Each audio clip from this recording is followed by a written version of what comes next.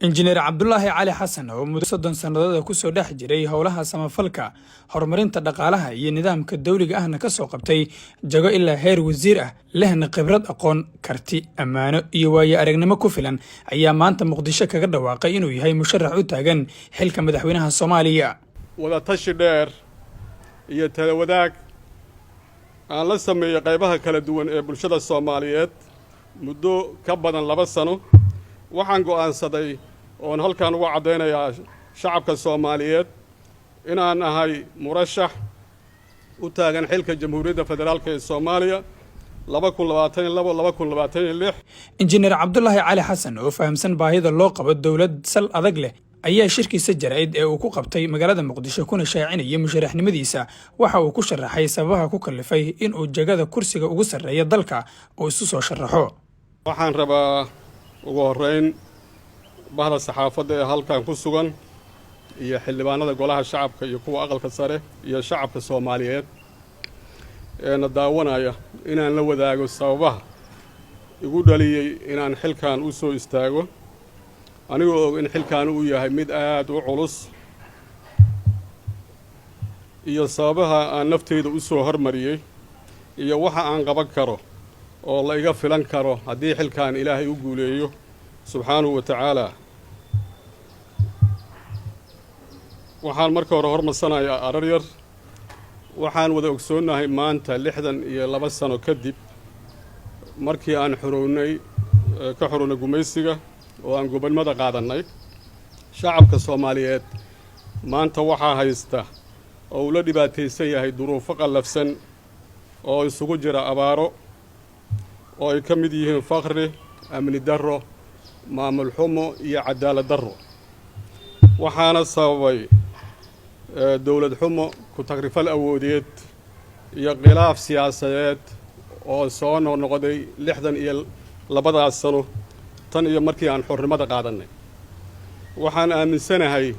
in dhibaatooyinkaas aan soo sheegay oo haysta dalkeenna sida looga bixi karo iyo xal u helidoodu ay tahay arrin u taal dadka Soomaaliyeed oo ugu horeeyo hoggaanka dhawaan la dooran doono musharax madaxweynaha Soomaaliya injineer Cabdullaahi Cali Xasan ayaa sharaxay waxa dawladdiisu ay xoog saari doonto oo ay ahmiyadda siin doonto haddii la doorto mudan Ali Marweyn waxaan runtii u ballan qaadayaa shacabka Soomaaliyeed ee daawanaya iyo oo matalaan xildhibaanada golaha shacabka iyo kuwa aqalka sare iyo saxaafadda halkan joogta waxaan u ballan qaadayaa inay iga go'an tahay inaan dalkayga ugu adeegi doono si ay ku dheehan tahay karti si ay ku dheehan tahay hufnaan iyo cadaalad iyo alla ka cabsi oo aan ku dadaali doono inaan noqdo hogaamiye u adeega oo mideeya shacabka Soomaaliyeed ee duruufaha adag ee aan soo sheegnay ku jira shacabka Soomaaliyeed ee kala qoqoban waxaan runtii u jeehay doonaa shacabka Soomaaliyeed haddii xilka la igu aamino biidnillaahi alkariim dawlad wanaag waxaan u jeehay doonaa xasilooni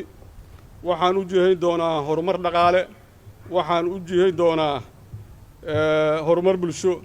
iyo cadaalad iyo sinaan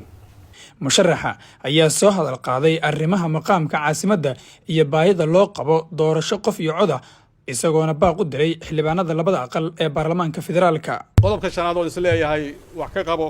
oo isaguna mudnaantiisa leh waxa weeye maqaamka magaala madaxda Jamhuuriyadda Federaalka ee Soomaaliya sidaad ogtihiin shacabka Soomaaliyeed dhammaantiis wuxuu xoolihiisa iyo xooggiisa isugu geeyay magaala madaxda Jamhuuriyadda Federaalka Soomaaliya ee Muqdisho taasoo astaan u ah shacabka Soomaaliyeed meel walba uu joogo waxa weeye magaala madaxda runtii waxaa ku dhacay burbur weyn dadkii Soomaaliyeed dagaallo iyo muxuu ahaa muddo dheer jiray iyo dawladdii hore markay naga burburtay wixii ka dambeeyay waxaa dhacday in magaala madaxdii aan weli ay ka mid tahay meelaha aan isleenahay waxay u baahan tahay in dib loogu soo celiyo nabadgelyadeedii iyo xasiloonideedii iyo dawlad wanaagii dib loogu soo celiyo marka shacabka Soomaaliyeed gaar ahaan kuwa Muqdisho ku nool